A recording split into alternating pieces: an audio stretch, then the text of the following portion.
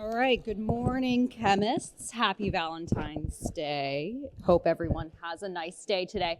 So I want to start off by humbly asking for your forgiveness, because last week I kind of scolded some of you about the mastering chemistry thing, renewing your access, because I assumed that it was your fault that it happened, but it was actually Pearson's fault. All right, and so I really appreciate those of you who reached out to me to identify the problem. Once I forwarded that to Pearson people, they fixed it right away. So I'm sorry that I blamed you. It was Pearson's fault all along. All right, so no clapping. All right, so yes. Okay, so I forgot to do these demos on Thursday, so I'm gonna do this demo right now that has to do with chapter 15, Le Chatelier's principle, where we looked at, okay, what happens when you add more, like we have a system already at equilibrium, what happens when you add more product or reactant? You shift that equilibrium because you disturb K, the equilibrium constant, so you produce a Q. And the reaction has to shift itself to get back to K, get back to equilibrium. So that's changes in concentration. Changes in pressure also affect different reactions where there's different number of moles of gas on each side of the reaction. So for example, this is the reaction we're going to study right here, the equilibrium between NO2 gas and N2O4 gas. What's nice about this reaction is that the reactants and products are different colors. So you can see what substance is, most present at equilibrium just based upon, looking at it. But we could also disturb this equilibrium by changing the overall pressure of the system. If we were to squeeze the container, therefore increasing the total pressure, the equilibrium needs to shift in the direction that relieves that pressure, so it's going to shift to the products, versus if we expanded the volume, reduced the overall pressure, the reaction or the equilibrium will try to fill back up that void you just made and shift to the reactants in this case, the side that has more moles of gas. So those are these two ideas. Basically, with concentration and pressure, you're adjusting K by producing an instantaneous Q, a non-equilibrium condition, and the reaction shifts to achieve K again. The last one here is temperature. If we change temperatures of reactions already at equilibrium, we also see a shift, but for a different reason. And the reason is when you change the temperature, you actually change the value of K. Because we looked at a couple examples here. Looking at the Arrhenius equation, if you increase the temperature, the rate constants for the forward and reverse reactions change differently. And so since equilibrium constant is a ratio between the forward and the reverse rate constants, K actually changes when you change the temperature. But I taught you the quick and dirty way to predict shifts in reactions when changing the temperature is just to treat heat as a product. Product or reactant, depending if it's an exo or endothermic reaction. So that's the quick and dirty way, but it still agrees with our inspection of the actual reaction energy diagram that we talked about and the rate constants changing unequally. So I want to look at this reaction between NO2 and N2O4. So the nice thing is things are colored here. So NO2 is a brown gas, and N2O4 is a colorless gas. So I have these gas tubes that is filled with it. So right now, what color do you think that is? Oh, here. What color is that? It's like brown. So I have two different water baths. So I have a cold water bath. So right now, this is at equilibrium, but it's at room temperature. So I'm going to cool it down by sticking it in this ice water bath. And then I have another one over here. It's the same exact thing, but I'm going to stick it in this hot water bath, and we'll see what happens. We'll see what happens. And then hopefully we can predict whether heat, if we treat heat as a reactant or product, we can predict, is this reaction endo or exothermic as written? I actually don't know what the answer is, so we got to look. Okay. So it's changing. I was told to be careful with this. All right, do we see a little bit of a change happening here? Is one getting lighter, one's getting darker? Yes, okay. So this one that I'm swirling, that's in the cold water bath, what substance is being produced? Which way is the reaction shifting when I put it in the cold water bath? To the colorless one, yeah, because it's not as, brown anymore. Versus the one that I put in the hot water bath is pushing towards what side of the reaction? This side with the brown side, right. So where do you want to place your triangle? Triangle meaning heat on this reaction. That will agree with our observations over here. We want to put it on what side? We want to put it on the product side? Yeah, product side, right there.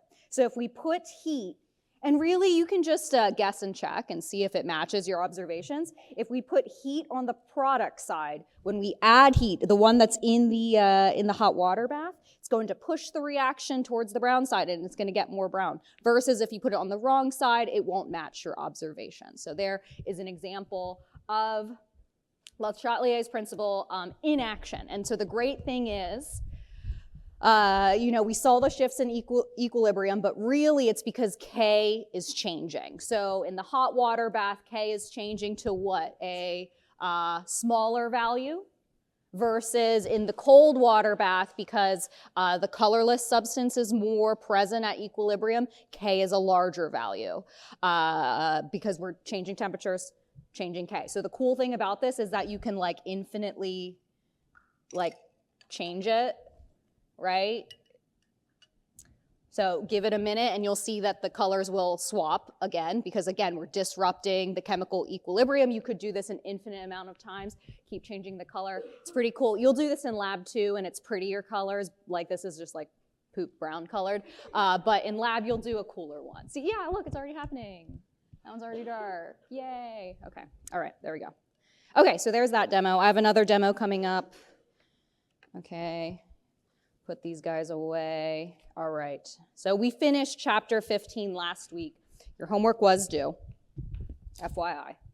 But remember, there's always a late policy on individual questions that you didn't complete. So feel free, if there's a couple that you couldn't get, come to office hours to get those remaining points. All right, so chapter 15.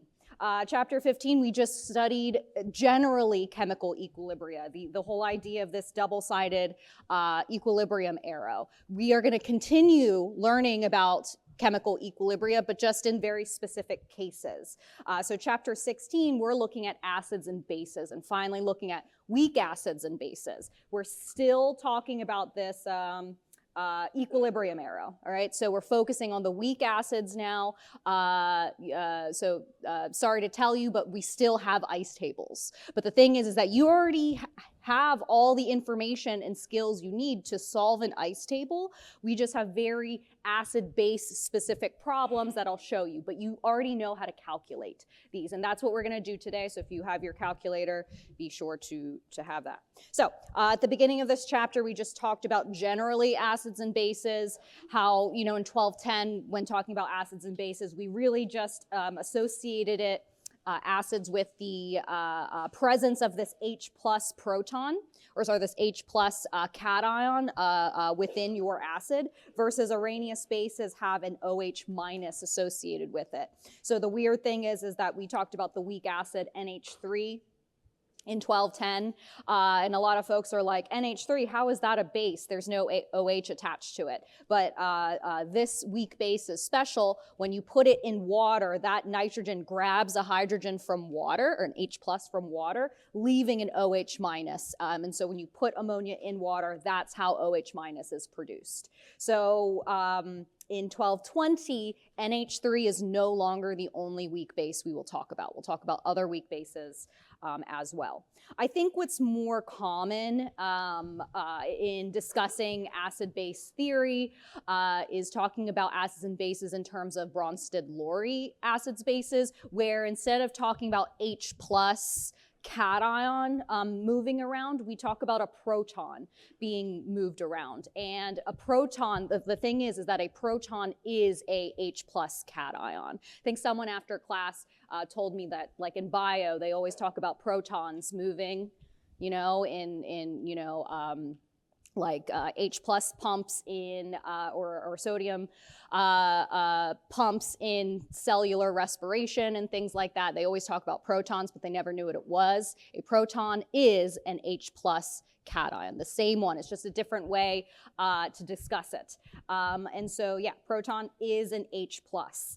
And so when looking at Bronsted-Lowry acids and bases, we're looking at, okay, is this substance donating a proton? So that would be a acid, a Bronsted-Lowry acid, or is it accepting a proton, taking a proton from something else? That is a base. And so really this definition of a Bronsted-Lowry base extends our definition of what bases are away from our Arrhenius definition. Arrhenius just said, oh, bases are anything that produce OH minus. But Bronsted-Lowry says, no, a base can be anything that takes or robs an H plus from something else. So now our definition of bases is larger. So we're looking at proton movement or H plus movement for Bronsted-Lowry acids and bases. So it's really important to know what the structure is to see, okay, where is that proton, that H plus moving? You know, from our acids to conjugate bases and so forth. And so I told you last week that I've lied to you for the past, I don't know how many months, 6 months. There's actually no such thing as an H plus cation in water. In water, there's no such thing as an H plus cation. It's always attached to a water molecule. So when we talk about acidic solutions, it's not the H plus that makes it acidic because you can't find that in solution. It's actually hydronium, H3O plus. It's always attached to a water. But the thing is that scientists are lazy and we just want to write H plus. But you need to understand that that H plus is always attached to a water. All right. So when we talk about like pH of solutions, it's, you know, negative log of the H plus concentration, but truly it's negative log of the H3O plus hydronium ion concentration. But again, scientists are lazy. We don't want to write all those subscripts. All right, so great. And then finally, Lewis acids and bases. Instead of thinking about proton movement, we think about electron movement. So remember that H plus lacks any electrons. So H plus will be our Lewis acid because H plus is always accepting electrons from the bases that are, you know, robbing it. And our Lewis bases are those electron donors. And then this extends our idea of acids and bases even further because an acid doesn't have to be H plus anymore.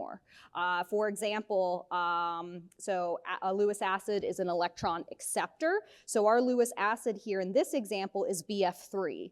So that looks nothing like H plus, but because it's accepting electrons from the lone pair off of nitrogen, our Lewis base, that boron is acting like an acid. So it extends it even further. This one's not as common in the rest of this chapter. We'll talk about this a little bit more when we get to transition metals. We'll see transition metals act like Lewis acids. Okay, all right, there's that. Okay. We talked about the idea of the chemical equilibria, you know, where we have either an acid, we put it in water, and we, write an equation of that acid acting like an acid. So typically what's donated is an H plus, or for a base, that base will take an H plus from a water molecule, and we can write that whole balanced chemical equation. So what we want to talk about are the conjugate forms of those acids and bases, where we write the reaction of that acid acting like an acid, or the base acting like a base. And so we can talk about the conjugate base form or the conjugate acid form of these substances. So the important thing is that HA, so like a generic weak acid, that's an acid, right? So when we remove that H plus and we form the conjugate base A minus, like whatever that anion is, this is also a base. It can be a base if it's a weak, if HA is a weak acid. So A minus is a weak base. That's why we call it a conjugate base. or over here when we have a base and we put it in water, and we produce this HB plus product on the other side. B is a base. HB plus, where we stick an H plus on it, that acts as an acid. So there's this complementary reactant product thing that's going on right now, where either we're removing an H plus from an acid to get the conjugate base, or adding a H to a base to make our conjugate acid. And so we looked at a bunch of examples here, writing the conjugate bases of all of these substances. So remember, to form a conjugate base, you want to remove an H plus from that acid. So we just removed one H plus from all of these substances. You remove the hydrogen, but you also adjust the charge. And then for conjugate acids of these bases, we're adding an H plus to all of them. And of course, making sure the charges and everything are correct. And so, here are some examples of a polyprotic or a diprotic acid where we took H2SO4, we took off one hydrogen, H plus. This HSO4 minus is also an acid, so we can take off an additional hydrogen. But would SO4 2 minus be an acid? Is this an acid right here? Let's highlight it, this one. Is this an acid? Can I write the conjugate base of SO4 2 minus? No, why? There's no H plus to remove, all right? So yeah, SO4 2 minus would actually be the conjugate base of HSO4 minus, but we can no longer take off any more hydrogen, so this substance will not act like a base, or it can no longer act like an acid. All right, so those are conjugate acids, conjugate bases. Very important to keep this straight because we will be working with these a lot. We want to understand, okay, what is, when given a substance, we want to think, okay, is it going to act like an acid or is it going to act like a base? All right. So let's talk about the equilibria between a weak acid. We're going to do both weak acids and weak bases. We'll do weak acids first because I think they're inherently easier. Then we'll do weak bases, which are a little bit harder, but it's still the same concept. So the big idea with weak acids is that when you put a weak acid in water, it does not fully dissociate into water. It's not like a strong acid. And so when I say it doesn't fully dissociate, we use an equilibrium arrow to say, oh, it only partially goes to products. This is the same equilibrium arrow we've been talking about for the past 2 weeks. That's the beauty here. So it's still products over reactants when we write the K, the equilibrium constant. So if I tell you, okay, we have this chemical equilibria, it just so happens to be with a base. I can tell you, okay, the Kc for this reaction, the equilibrium constant when using concentrations, is this value, 1.8 times 10 to the negative 5. So let's write the expression. The expression is written just like we did in chapter 15, products over reactants. So Kc for this reaction will be the concentration of NH4 plus, so that's a product, OH minus, over the concentration of NH3. Do I put the concentration of water in the denominator? No, I do not, because it's a liquid, all right? So we're forming equilibrium expressions here, the exact same. We did it in chapter 15. You're not learning anything new. So the thing here, the specific thing here when applying this to weak acids and weak bases, because this equilibrium constant is describing something acting like a base, we can specifically call this Kb. So instead of like, Kc, where C stands for concentration, Kp, where P stands for what? Pressure. We talk about Kb when talking about something acting as a base, and then we talk about Ka when when we're describing something that's acting like an acid. So that's the only thing, but the K equilibrium expression is built the same. Okay, so that's the Kb expression or Kc expression for this substance. So based upon the value of Kc, what do you expect more at equilibrium? NH3, ammonia, or ammonium? What do you think? What do you think is more present at equilibrium? This is the same stuff we did in chapter 15. K is what? Big or small? Small. So what's more present? Ammonia, yes. So Kc is small. And remember, it's just products over reactants. So if products were more present, then K would be big. But if, in this case, K is small, so reactants are more present at equilibrium. Same exact stuff. Okay, what is the Kc for this expression? NH4 plus OH minus gives us ammonia and water. What is the value? Actually, that's what I want. What is the value? How would we calculate that? Do we have to look it up? Yeah, we just flipped it. So if you were clever here, you might just see, oh, we have that original reaction where NH3 is a reactant, but in this one, NH3 is a product. We just flipped the reaction. So if we flip the reaction, what do we have to do to the K value? We take the inverse of it. So, so the answer here is just going to be 1.8 times 10 to the negative 5 inversed will be the answer, whatever that is. Okay, good. All right, so same stuff from chapter 15. So don't be scared. Okay. All right, so identifying strong acids versus weak acids and bases, and then we'll look at their conjugates here. So here is just kind of a list in order of strong to weak, some acids. So all the red ones are acids here. So on the top, we have our typical strong acids. These are the substances that completely dissociate in water. So when we, write their dissociation, we get an H plus and a minus. So note the type of arrow that I drew, a full arrow, right? So if I put HCl into solution, all of those chlorides and H pluses will dissociate from one another because HCl is a strong acid, right? Versus, and all of our 7 strong acids will do that. Not all of them are written here. So these substances that are lower on our, acidity, basicity scale, these are our weak acids. So what kind of arrow do I draw?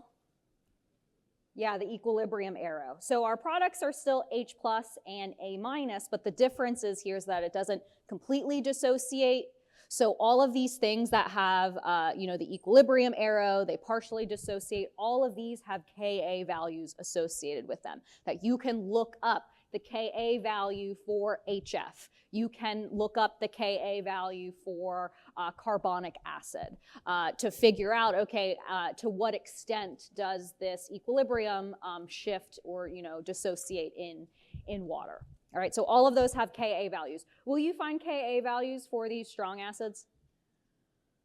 No, because there's no chemical equilibrium. In these reactions, we go completely to products. So in theory, if you were to calculate a Ka value for a strong acid like HCl, that Ka value or that K value will approach infinity because it's products over reactants. HCl completely dissociates, it completely makes products. There's 0 reactant, and so it approaches infinity. So that's why you don't find K values for strong acids. And then finally, these substances down here, they don't act as acids at all. They're basically, there's no acidic proton here, and so typically these do not contribute any acidity in water at all. All right, so there we go. I think there's one more thing that I wanted to say here. Oh, yes, the detail here. Okay, so in both of these reactions that I drew, of these things acting like acids, the product side looks the same, but there's a difference here. It's this subtlety, but it's a really important concept that we often like to test on, is given the identity of the acid that I give you, can you tell me the properties of the conjugate base that's made? So for the strong acids, when you put a strong acid into solution, and if you were to inspect the conjugate base, A minus, this A minus is a neutral salt. It has no basicity to it whatsoever. All right, you can still write the conjugate base form. So if you take HCl and you write the conjugate base of HCl, it would be Cl minus. But the important thing here is because HCl is a strong acid, that conjugate base has no basic properties. So Cl minus is neutral when you put it into water. All right. Versus anything that's a weak acid. So in the second set of things that I've written, anything that's in the second set, when you write the conjugate base form of any one of these weak acids, so A minus again, so for HSO4 minus, it would be sulfate, SO4 2 minus, or HF would be F minus. All of those conjugate bases are actually weak bases. Come on, weak bases. Weak bases. All right, all of those are weak bases. We don't really study these ones as much, but if you were to write the conjugate base form of these substances, they would actually be strong bases. So basically what you see here, all right, is with all the acids, like everything in red here, at the top of the list, it's strong acids, weak acids, not acids. When you write the conjugate base form, see how the trend is opposite? When you write the conjugate base forms of everything, a strong acid, its conjugate base is always not an acid. Or sorry, not a base. So when you write the conjugate base form of a strong acid, that conjugate base is not a base at all. Weak acids, their conjugate bases are weak bases. Things that are not acids, not very good acids at all, if you were to write the conjugate base forms, they would be strong bases. So see how it goes? Strong, weak, non, and then going up from the top, it goes strong, weak, non. That's the big idea. The stronger typically the stronger the weak acid, the weaker its conjugate base. And the opposite is true too. The stronger the weak base, the weaker the weak conjugate acid that's formed. So it's this dichotomy here, this complementary nature, and we will look at it numerically, and hopefully it'll all come together. All right. Oh, I think I wrote the same thing on this slide. Oh yeah, it's everything I just wrote. It's like the same thing. So here I have all the acids and their conjugate base forms. So looky here, acids are strong acids. If you write the conjugate base, all of these substances do not contribute any basicity. All of these weak acids, you write the conjugate base, all of these are actually weak bases versus all of these substances that don't have any acidity. If you write the conjugate base, they're actually really, really strong bases on this side. So that's the big idea. Stronger the acid, weaker the conjugate base you make. Or on the other hand, stronger the base, weaker the conjugate acid you make on the other side. Okay. Oh yeah, see it's right there. Stronger the acid, weaker the basicity of the conjugate base. I think that's a good thing. And I would say if there's anything that you take from this class when you go on to organic chemistry, who's going on to organic chemistry? Bless your heart. Okay. I was never good at it. So if you are good at it, then you're smarter than me. If there's anything that you take from this class, it's this statement right here. It's the stronger the acid, the weaker the basicity of the conjugate base. That has a lot to do with organic chemistry and how proton transfers happen in organic chemistry, because all organic chemistry oftentimes are initiated by proton transfers. Okay, but the idea is, well, where do I get that proton? So you have to find what the strongest acid is in your whole thing. Yes. Okay, what am I talking about now? Okay, let's talk about water. Okay, water. So water is weird. It's great because water, H2O, can actually act like both an acid and a base. If we use Bronsted-Lowry theory here, we can actually see that. So, I already answered it. So Bronsted-Lowry theory will describe why water can be an acid and a base. Bronsted-Lowry talks about what in terms of acid-base theory? Protons, yes. So we talk about protons. So if we look at a water molecule, so if we look at this first one here, we have ammonia with water, all right? So ammonia is our base. Water in this example is acting like an acid because the lone pair on ammonia is grabbing that proton, that hydrogen. So that H plus is being donated to the ammonia. The ammonia is being the H plus acceptor. So that is an example of Bronsted-Lowry definitions. So that's H2O, water acting like an acid. It's donating its proton. Versus, in this example, HCl, a strong acid.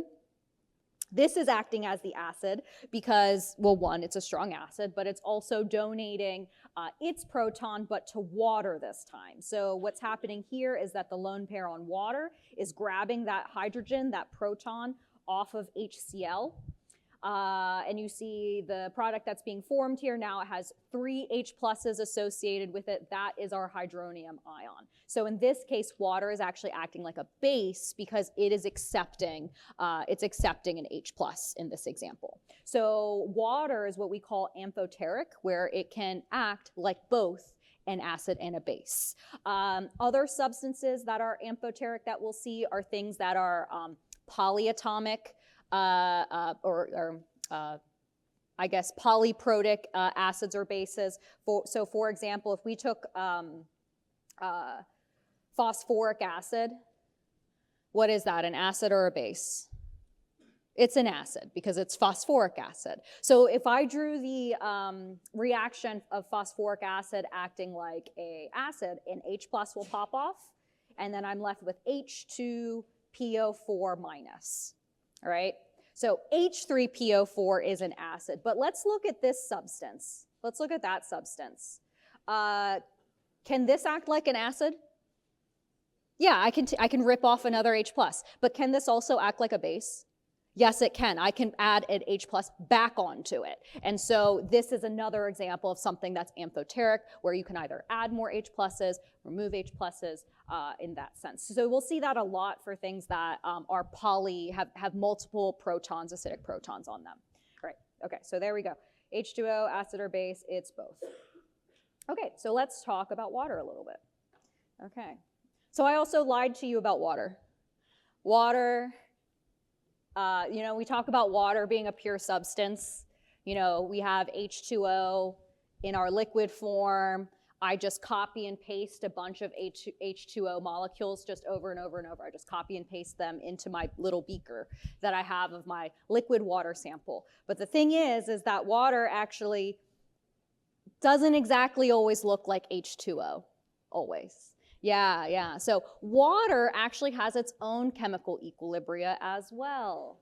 And that is called the self or autoionization of water. We call this specifically Kw. So it's water's K value. So I'll show you what happens here when you have a sample of water. All right, so you have a sample of water, H2O. So let's just think about 2 water molecules. So the thing is that these 2 water molecules, they don't stay intact permanently all the time. Because we just said in the last slide, water can act like an acid, right? And water can act like a base, right? So that it can do it to each other. Where one water molecule, will grab an H plus off of another water molecule. And then let's think about the products here. So essentially, we're transferring a proton from one water molecule to another. So when we do that, our products are an OH minus and an H3O plus, a hydronium ion. So this is the chemical equilibrium that happens in pure water. All right, so I lied to you a little bit for the past year. It's not just purely H2O, copy and pasted a billion times. There's actually an equilibrium happening here. So this chemical equilibrium is happening all the time in water. It has a value. And also we can write the K value, the K expression for this. So if we wrote the K expression for this, it's products over reactants. But in this case, we only put the products in the K expression. So it's H3O plus concentration times OH minus concentration. We do not include those liquids as normal in K expressions. All right, so with showing you this autoionization of water, this is our KW expression. It's a K expression, but it's W because it's specific to water. All right, so KW is essentially H plus concentration times OH minus concentration. Remember, chemists are lazy. We don't like to write H3O plus over and over, so oftentimes we just write H plus instead. So you'll see this equation oftentimes too, but just know it's the same thing. So water always has this equilibrium going on, the autoionization. It has a K value that you can look up. The Kw value for water at 25 degrees Celsius is 1 times 10 to the negative 14. 1 times 10 to the negative 14. So with that in mind, when you have a pure sample of water, do you make a lot of the ions? No, because Kw is a really, really small number. So if you were to look at if you could see atoms, if you could see particles, if you looked at a sample of water, most of them, the majority of them will be intact H2O molecules, but a small, small fraction of them will actually self-dissociate here to make OH minus and H3O plus.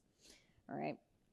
So this value you will be using a lot. 1 times 10 to the negative 14. This is at 25 degrees Celsius. Why do I have to tell you that? Yeah, K's change with temperature. Yeah. So for basically 99.9% of calculations, we are going to assume that the temperature of our solutions is 25 degrees Celsius. If it's different from that, we will make it explicitly clear. But I want to relate this topic to the from chapter 15. If I tell you that the autoionization of water is an endothermic reaction, how will the K value change if I increase the temperature from 25? If it's an endothermic reaction, how will K change? What is Kw at, let's say, 50 degrees Celsius? So I like to put my triangle in the right place. So if this is endothermic, where's my triangle? On the reactant side. So if I heat up my solution, I want to think, okay, how does adding heat, raising the temperature, change K? If I add heat, what's going to be formed more? The product side, yes. So the answer is here, if we add heat, from 25 degrees to 50 degrees Celsius, we're actually going to form more OH and H3 plus ions, that more of our water molecules will auto-ionize. Okay, so then how does the Kw value change? It'll go up, yes. Go away. Kw will increase at higher temperatures. Yes, good. So that's directly relating to chapter 15. Okay, so let's look at water, because that's a chemical equilibrium, right? So let's do some ice tables. It's not bad, I promise. Okay, so let's look at water, the autoionization of water. If I tell you that at 25 degrees, the Kw for water is 1 times 10 to the negative 14, let's calculate how much H3O plus, so H plus, how much H plus is at equilibrium of a water sample at 25 degrees Celsius. So let's do that. This is an ice table. Kw, what's the trick with ice tables? It's the equilibrium line always goes into K. So let's draw out our ice table and figure out what is our equilibrium line. So I'll start out with saying, okay, initially I have a lot of water. I don't care how much water I have, because is H2O liquid in the K expression? No, it's not. So I'm just going to start with some amount. It doesn't matter how much, because it's not going to go into my equilibrium expression. So I have some amount of water, and I have no acid or base in this self-equilibrium. So which way does the reaction have to go?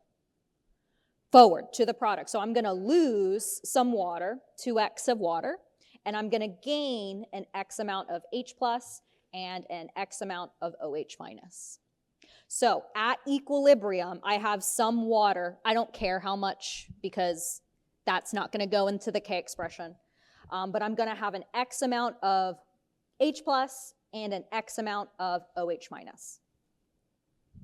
Great. So what's the trick with ice tables? The equilibrium line always goes into K. In this case, it's Kw. So Kw equals H3O plus concentration times OH minus concentration. And we know this value. It's 1 times 10 to the negative 14. But when we plug those numbers in, we see, oh, it's x squared. X squared equals 1 times 10 to the negative 14. So this, we can solve this without a quadratic, right? We just square root both sides. So what we see is that our x that we solve for, x, which is equal to the concentration of H3O plus, which is also equal to the OH minus concentration, oh, is right there, is equal to 1 times 10 to the negative 7 molarity. So both, if we have a pure sample of water at 25 degrees Celsius, the H plus concentration is 1 times 10 to the negative 7, and the OH minus concentration is also 1 times 10 to the negative 7. We'll learn about calculating pHs here in a tiny bit on the next slide. What we see here, if we calculate the pH, where we take the H plus concentration, take the negative log, that pure water at 25 degrees Celsius is pH 7. It's pH 7. And that's neutral water at 25 degrees Celsius. But let's go one step further here and do the same calculation, but this time at 50 degrees Celsius. So if I tell you at 50 degrees Celsius, the Kw is 5.5 times 10 to the negative 14. So we did see K goes up at higher temperatures. We do the exact same calculation. It's, we start with some amount of water, we lose some water, we gain our products, and so at equilibrium, we have X amounts of H plus and OH minus. So it's the exact same calculation, it's just Kw is a different value now. So we can say X squared equals 5.5 times 10 to the negative 14, and we get that X value. X equals 2.3 times 10 to the negative 7 molarity, and I think that's given, yeah, in the answer right there. It's given in the answer right there. So, we can calculate the pH of that solution as well. There's a big detail here. Both of these solutions are, they're not solutions, they're pure samples of water. Both of these samples of water are neutral because it's just water. There's nothing else. But what we'll see here is that the pH is a little bit different. So there's a misconception, I guess, in society. Society thinks that pH 7 means neutral. But pH 7 of being neutral is only true at 25 degrees Celsius. So I'll prove that to you here in a tiny bit. So let's move on to talk about pH. We'll come back to this idea. All right, pH and pOH scale. So do you agree with me? These are annoying numbers to read. They're small. They're annoying to write. Yeah, they're annoying. So typically, in order to communicate how acidic or how basic a solution is, we will, instead of just saying, oh, 1 times 10 to the negative 7 molarity H plus concentration, instead we will report pH values because these are nicer numbers to look at. So pH is just, we take the H plus concentration and we take the negative log of it, negative log base 10. So P is a function. All right, so P means take the negative log of that number. So pH is take the negative log of H plus concentration. pOH, on the other hand, is take the negative log of the OH concentration. P bananas is you take the negative log of the concentration of bananas, right? So P is just a function. You take negative log of something.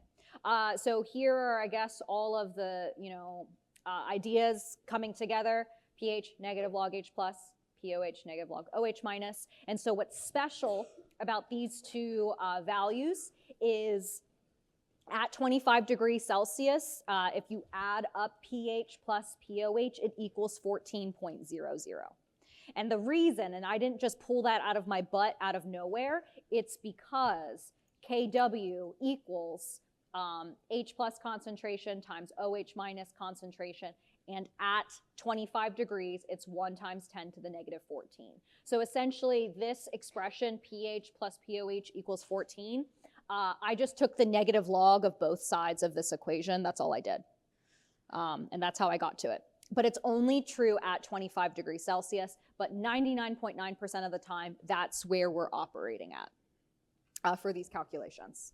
Okay, so let's do some calculations, assuming that all of these solutions are at 25 degrees Celsius. So if I have an H plus concentration of this, 1.5 times 10 to the negative 5 molarity, to get the pH, I just take the negative log of 1.5 times 10 to the negative 5, and I get my pH value. Oh, did I write these down? Did I write them down? Yes. It is 4.82. There's my pH. All right, and that would be acidic because it's less than 7. That's what we see here, that pHs typically less than 7 are acidic, higher than 7 are typically basic, while exactly 7 would be neutral. All right, what is the pOH value of this? So there's a couple ways you can do this. To get pOH, you can just subtract that pH value we just got, 14 minus 4.82, and it equals something like 9.18. There's another way you can calculate it as well. Since we know H plus concentration, we can rearrange our Kw expression, and we can get, okay, the OH minus concentration equals Kw over H plus. I already know that value. And so Kw is 1 times 10 to the negative 14 over that H plus value given 1.5 times 10 to the negative 5, and you can get your OH minus concentration and go one step further to get pOH. You should get the same exact number. Same exact number. All right, so that's H plus to pH. And then over here, let's do it in reverse, pH to H plus concentration. So to undo our natural log, to get H plus concentration, if we're given a pH, that H plus concentration is 10 to the negative pH value that's given. So that's how we undo a natural log. I'm not a math teacher, so don't ask me why, but that's what it is. Versus if we were given pOH concentration, we can get OH concentration again by taking 10 to the negative of that value, that pOH value. So to undo this pH value, to H plus concentration, we just do 10 to the negative 11.51, and it equals a tiny, tiny number, 3.1 times 10 to the negative 12, molarity H plus. All right, and then to get OH minus concentration, we want to calculate pOH first and then do the 10 to the negative pOH calculation. So since I know pH, I can calculate pOH will be 14 minus that number, 11.51, and it equals something like 2.49. That's my pOH, and so to get OH concentration, you take 10 to the negative pOH, and then that would equal 10 to the negative 2.49, and we get that the OH concentration of this solution is 3.2 times 10 to the negative 3 molarity OH concentration. So we see that in this example, this one is basic. This example, a pH of 11.52, so there's much more OH minus present in this solution, much more than H plus concentration. If we take a look at the first one we did, it's an acidic solution, so there's much more H plus rather than OH minus. For fun, if you multiply these two numbers together, all right, the H plus concentration times the OH minus concentration, what value should you get? 1 times 10 to the negative 14. You should. Prove it to yourself. You should. All right. Okay. So we have a basic solution and acidic solution. So a neutral solution will always have a scenario where H plus equals OH minus concentration. That is the definition of a neutral solution. It is not pH 7. pH 7 does not automatically mean a pH neutral solution. It's when H plus concentration equals OH minus concentration. So let's go back to this example up here.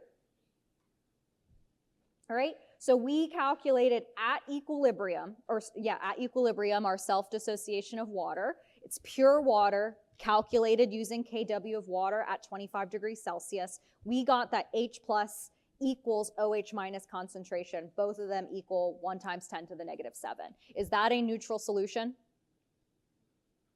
Yes, because the H plus and OH equal one another. Let's calculate the pH of that solution. What is the pH? Put it into your calculator. pH equals, I'll do a different color here. Come on. pH would equal this number that we calculated is negative log 1 times 10 to the negative 7. So what is the pH? 7. All right. But what about the second one, the one that we did at 50 degrees Celsius? Is that solution neutral? It is neutral too, because H plus equals OH minus concentration. But let's calculate the pH of that. So in this case, we're taking that 2.3 value times 10 to the negative 7. So if we calculate the pH at 50 degrees Celsius, we see it's negative log 2.3 times 10 to the negative 7 molarity. And that equals, what do I have? I didn't write it down. Negative log 2.3 E negative 7. It is 6.64.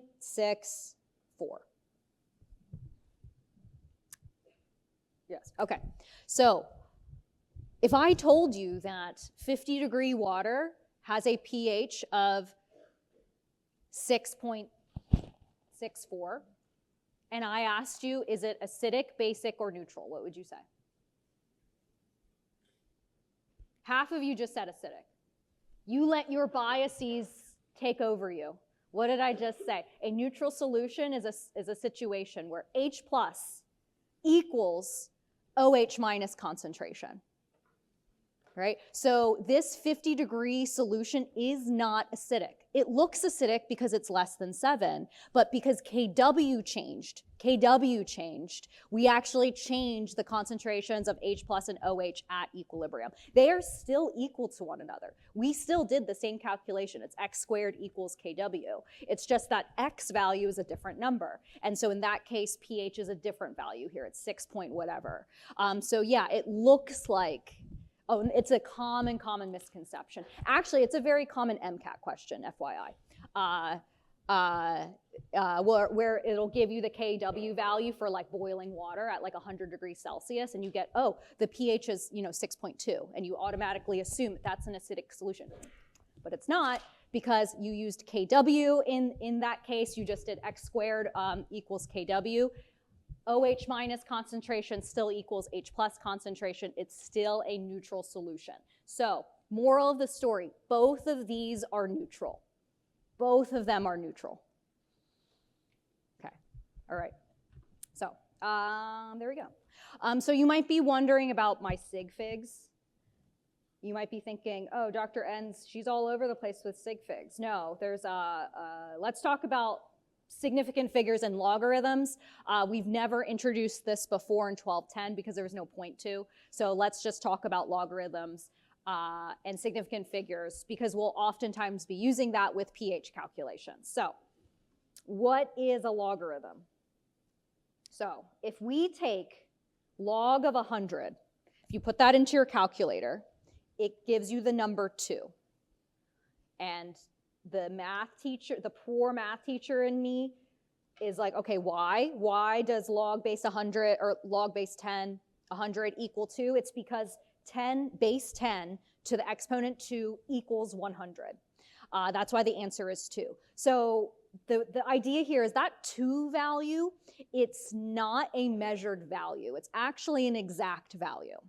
It's an exact value because it's telling the reader how many decimal places to move that number. It's essentially telling you the magnitude of the value. Kind of like when we do like scientific notation, right? All of the sig figs are in the value, the coefficient out in front, but the 2 in the exponent has infinite sig figs because it's a counting number.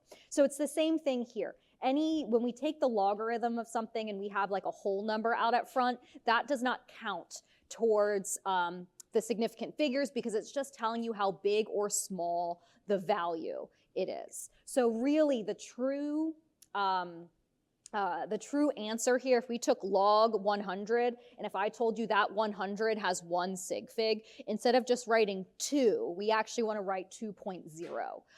So basically, in order to, when we take logarithms, the number of sig figs in the logarithm is how many decimal places you need. So the decimal places in the logarithm, we call it the mantissa, I think.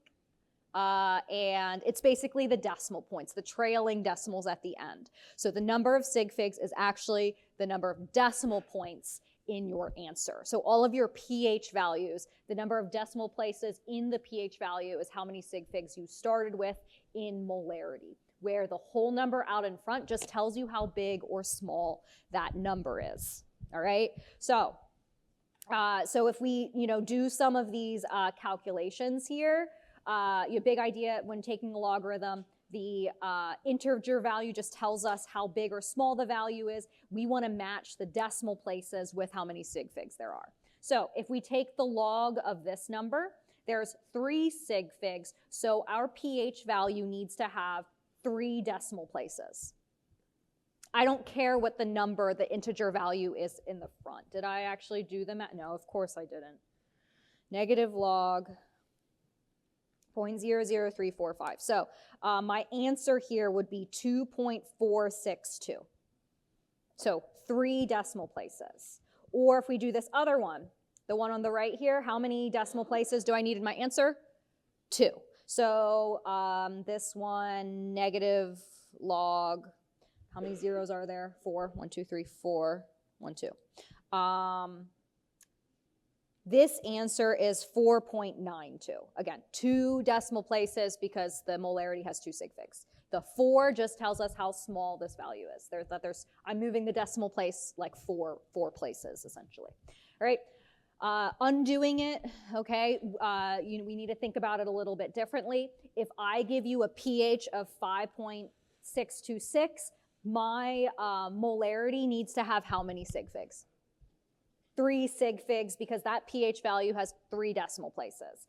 Same thing here. So this pH value, how many sig figs are in my molarity value? Just 1 sig fig, because there's 1 decimal place. So 1 sig fig, and then my molarity, whatever that says. All right. Okay.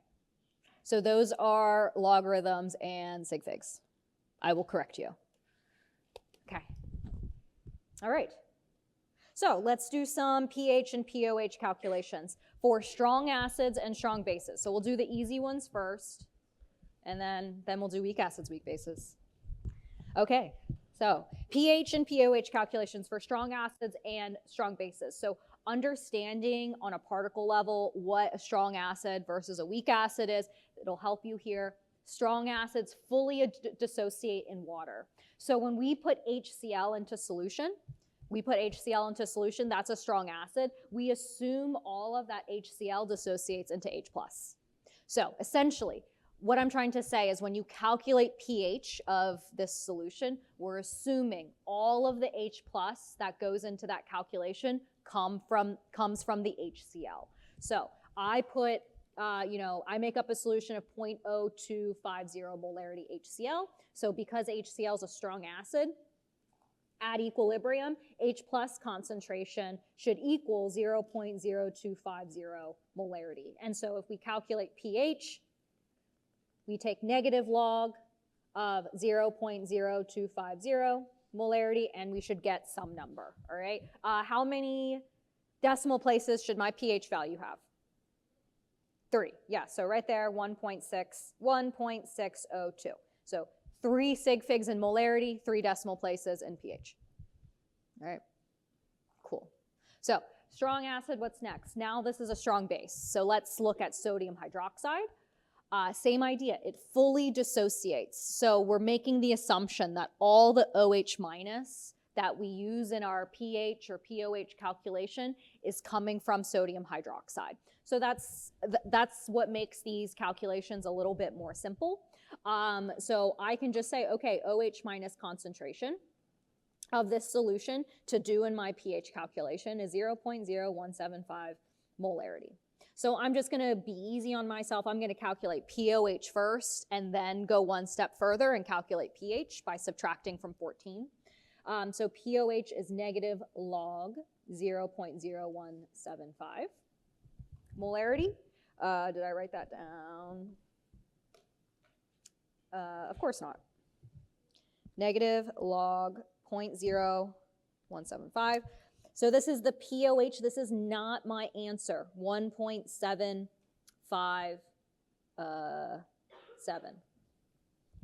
All right, that's not my answer. I want pH, not POH.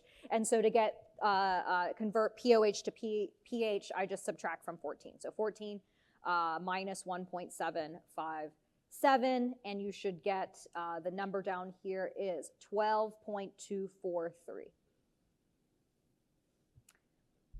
Do both of these answers make sense? We added acid to solution. So the pH is low. It's acidic. It's less than 7. It's like way acidic. We added acid to solution. Versus the second one, sodium hydroxide, we add base to solution, and the pH is in the basic regime. So it's above 7. So do check that. From time to time, use your intuition a little bit, where if you get like some bizarre answer, if you want to report the POH and you see, oh, 1.7, that doesn't make sense for a basic solution, rethink, what we're calculating here.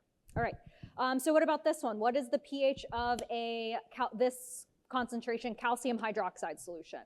So how do I get my OH minus concentration for my calculation? What is it? Is it 0.003 molarity? No, because calcium hydroxide is a strong base. So you get 2 of them. Yeah, you get 2 hydroxides in this case. So hydroxide concentration is actually 0.0060 molarity, right? Because we get 2 hydroxides for every 1 calcium hydroxide. And so, yeah, then just calculate POH again, and then pH, all that stuff. So POH, did I write it down? Did I write it down? No.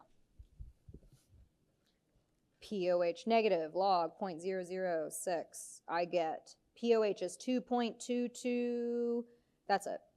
Yes. And then the pH is, oh yeah, I already wrote it there. Great. Is 11.78. And does that make sense for a solution of calcium hydroxide, a base? Yeah, it's in the basic region, so good. All right, so those are some straightforward pH calculations where we're working with strong acids, strong bases. Let's do a slightly different one. Okay, you throw a large scoop of barium hydroxide into water. Not all the water dissolves, or sorry, not all the solid dissolves. This is a saturated solution, FYI. Yes, because some of it falls to the bottom. So if I tell you barium hydroxide has a solubility of 0.1077 moles of barium hydroxide per liter of solution at 25 degrees Celsius, calculate the hydroxide concentration and the pH of the solution. So I'm telling you the solubility of barium hydroxide is 0.1077 molarity barium hydroxide. That's the max solubility. That's the maximum you can dissolve in solution. So do we care about the solid that's at the bottom? No, we only care what's in solution. So do I plug that number into my POH calculation? No, what do I got to do to it? Multiply by 2, yes, because there's 2 hydroxides there. If this was sodium hydroxide, then yeah, we would just move on. But in this case, because there's 2 hydroxides, yeah, we got to multiply by 2. So the hydroxide concentration is just 2 times that number, 2. So OH minus is 0.2154 molarity sodium hydroxide. All right, so then you can calculate POH by taking the negative log of that, and you get 0.66, I'm gonna need a lot of sig figs, 6668 molarity. And then subtract that from 14, and you should get your pH right there. Okay, so that took some concepts from chapter 13 as well, talking about solubility and this solution being saturated, so we do not care about the solid that's at the bottom. All right, so if we take 1 liter of this saturated solution and remove it from the top, right, remove some of the solution from the top, we don't take any solid along with it, and we add 50 milliliters of water to what was removed, what is the final pH of this diluted solution? So let's talk about this. Maybe if I draw a picture, it'll help. All right, so I have my barium hydroxide solution. There's some solid at the bottom, but I don't care about that. I'm taking off the top. What's the concentration of that stuff I take off the top? It is the 0.1077 molarity barium hydroxide. And the volume of it is 1 liter. That's how much I took of it, right? So I'm diluting it. I'm adding 50 milliliters of water. So what's my new volume? What's my new volume? 1.5 liters. Yes, 1.5 liters. Right? And so this is just an M1V1 calculation. So if we add 500 milliliters of water, we're diluting it a little bit, we should see that the new molarity is just going to be slightly lower because we've diluted it. So 0.1077 divided by 1.5. So the new concentration of barium hydroxide in this now unsaturated solution is 0.0718 molarity barium hydroxide. All right, that's not my answer. Now I just need to go through the exact same steps, calculate OH concentration, calculate POH, calculate pH from there. So I know my barium hydroxide, so I'm going to multiply by 2 to get my hydroxide concentration of that new diluted solution at 0.1436 molarity. And then I can calculate POH by taking the negative log of that number. Oh my gosh.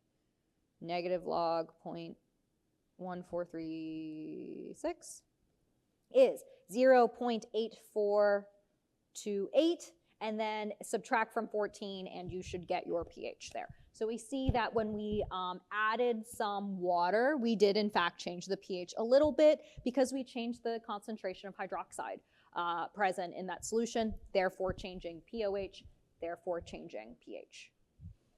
All right, so those are those calculations. Being able to navigate between pH, where does that come from, especially with a strong acid? How do you get POH when given a strong base? Then relate it to pH is an important skill here, specific to strong acids and strong bases. All right, so understanding what substance you're looking at, is it a strong acid or a strong base, will help in your calculation. All right, so let's do another one. Let's calculate the pH of a mixture formed by adding 50 mils of HCl and 125 mils of HI. So, what are these substances? They're acids. What kind of acids? Strong. Okay, thank goodness. It's still a strong acid calculation. So in this case, there's 2 sources of H+. That's how I think about it. In all the other examples, there was only one source of like H+ or OH-. In this example, there's 2 sources. So my strategy is just to get the total concentration of H+ present in this mixture. So there's a couple ways you can do it. So let's look at this. I have 50 mils of this much HCl, and I have 125 mils of HI. So what's the total volume present? 175 milliliters. So if I just figure out what are the total number of moles of H+ that's present, I can just do moles over liters, and I'm good to go. All right, so I'll do a little trick for you here because, you know, when we think about molarity, the idea here is I want to get the molarity of H+. Molarity is moles of H+ over liters of solution. I know the denominator. It's 175 mils. But the thing is I don't want to convert to liters because I'm lazy. So here's a small trick I'll show you, and we're going to be doing calculations like this a lot, and it might be helpful for you, and I'm going to introduce it now, so hopefully you have time to use it. When you take a volume in the milliliter unit and you multiply by molarity, so when we take molarity and we multiply by a volume that's in a liter, it's like a liter volume, we get the value moles out of it because a molarity is moles per liter. But if we multiply by a volume that's in a milliliter, the unit we actually get is a millimole. And you might be like, why do we want to use that? That's annoying. But the thing is if you convert to millimole and if you do some steps later and you take that millimole value and you divide by the milliliter amount it's in, it will get you back to molarity. So there are some instances where we can just stay in milliliters. All right, we can just stay in milliliters because it makes the calculation easier rather than changing to liters for everything. So I'll show that in this example. You don't have to, adopt this right away. There will be instances where using this method will speed up calculations, but I'll show you how I would do this. So how I picture this is, okay, we have 50 milliliters of let's do a different color. Of 0.020 molarity HCl. If I just multiply those two numbers together, because that's easier for me, I see that those two numbers multiplied together is 1 millimole of H plus present. 1 is a nice number to look at.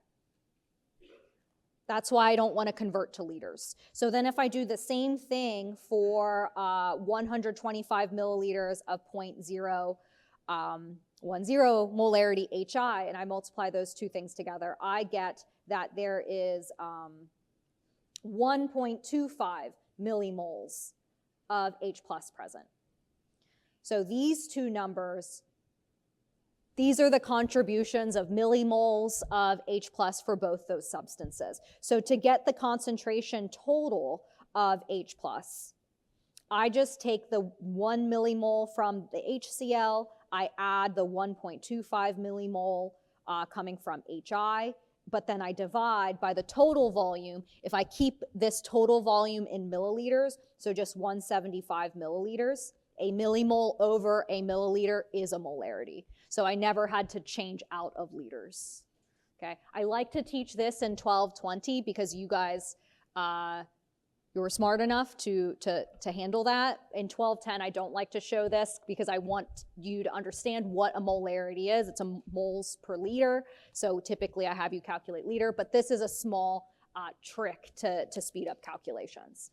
And so now this should give us the concentration of H plus from both components. So 0.01286 molarity, H plus. And so if we take the pH of that, I think this all should have probably 2 sig figs here because there's 2 sig figs in that HCl concentration. And then just plug that into negative log and you can get your pH.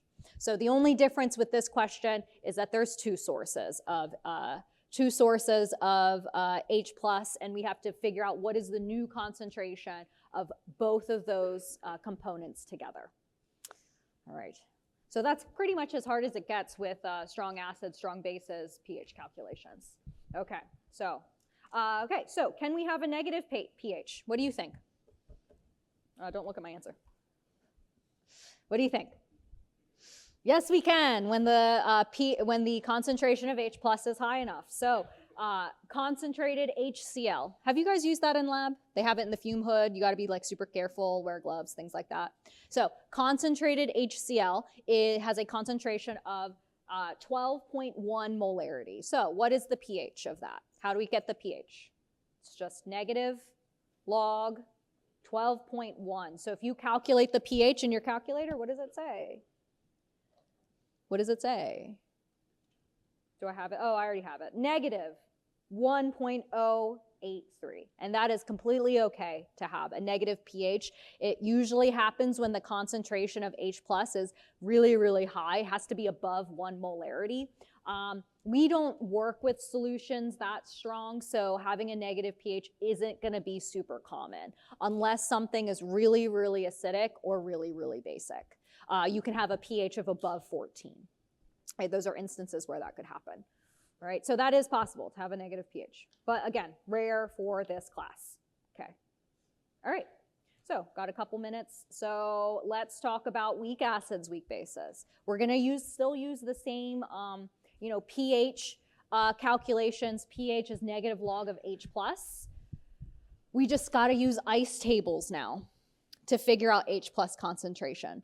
In strong acids, strong bases, we made the assumption that all of the H+ or all of the OH- came from the substance itself. But we can't say that about weak acids and weak bases because they have a K associated with them. They only partially dissociate. So let's look at a strong acid versus a strong base. So HCl, when you put it in water, fully dissociates. So that's why we were able to make those approximations in those previous slides. All the HCl became H3O+ for our pH calculation. But for a weak acid, when we make H3O+, or H+, that we use to calculate pH, it only partially dissociates. So there's a K associated with that chemical equilibria. So here is a picture, all right? Strong acid, fully dissociate, but our weak acid partially dissociates. But to calculate pH, we need to calculate what is the concentration of that partial dissociation to get H3O+. All right, so, but the thing is, so H3O+, that's our pH, right? But F-, our conjugate base, that's also a base, isn't it? So when we think about what's present in solution, we have an acid and a base present in solution. So our calculations are a little bit more complex here, but it's all stuff you already know from chapter 15. So yeah. Okay, so there are the big ideas. Why, when we calculated the pH of a strong acid, we didn't care about this Cl- concentration because chloride minus is not a base. It's a just neutral salt. But when we calculate the pH of a weak acid, we need to factor in the concentration of F- present at equilibrium as well, because F- is a weak base as well. So we need to keep that in mind versus for a strong acid, we didn't have to do that. So there's a strategy here. I will show that. Okay, maybe we won't get to the ice table calculation in this class, but that's okay. So here is the general form of a weak acid dissociation.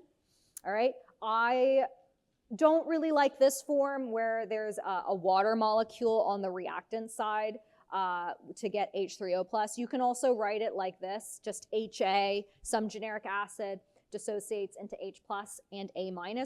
Both of these reactions, they're the same. They will produce the exact same Ka value or Ka expression. And you can prove it to yourself here. So we can write the K expression for this equilibrium. It's just products over reactants. In this specific instance, this is Ka because HA is an acid. But it's still the same K expression we always do. So Ka for this expression is H+ times A- over HA in its neutral form. So see how both of these reactions would produce the exact same K expression. All right, so what this means on the particle level is that when you put a weak acid into solution, both sides of the equation are present at the same time. We have HA, we have H+, which is acidic, we have A-, which is basic. All of these contribute to the particle level diagram. All of these are present at equilibrium, so that's why we need to make an ice table, unfortunately, to calculate the pH.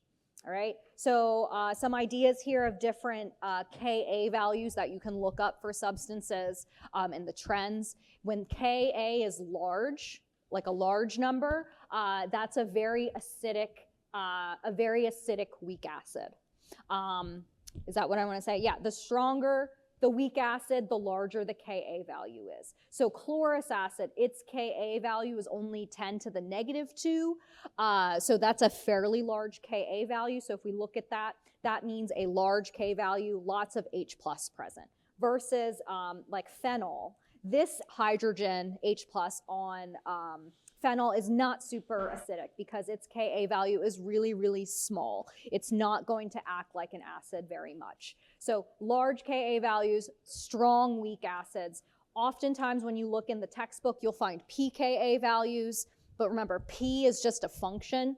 P of anything is negative log of that number. So pKa is just the negative log of the Ka value that you find in the textbook. So the trends are strong weak acids have small pKa, so less than 7, while also has large Kas at the same time. Right, and so yes, then when we get back on Thursday, we will do ice tables until your heads explode.